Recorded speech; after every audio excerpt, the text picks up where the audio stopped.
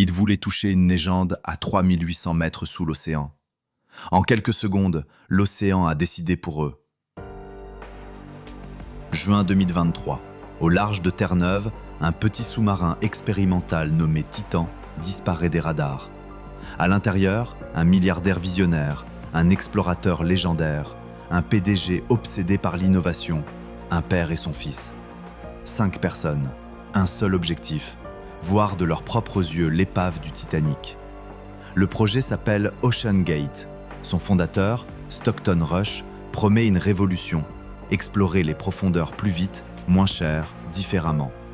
Sauf que différemment, ici, veut dire pas de certification indépendante, un hublot non homologué pour cette profondeur, une coque en fibre de carbone jamais testée sur le long terme, et un sous-marin contrôlé avec une manette de jeu.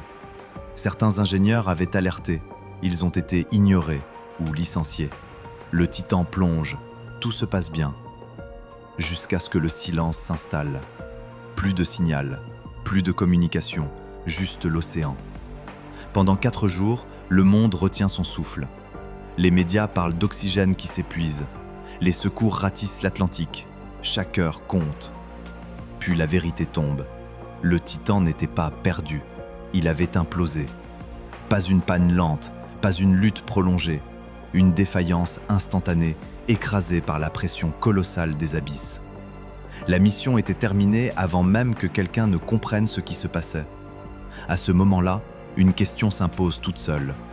Quand l'innovation refuse les limites, est-ce encore du progrès ou juste de l'orgueil déguisé? Tout dans cette histoire est une montée, l'ambition, la profondeur, la pression, le risque. Plus le Titan descend, plus les marges d'erreur disparaissent.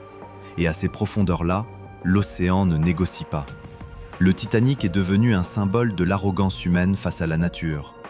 Plus d'un siècle plus tard, une autre machine, construite pour l'observer, a répété la même leçon.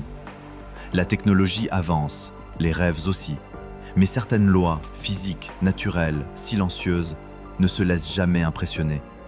Et parfois, le futur ne pardonne pas ceux qui pensent aller trop vite.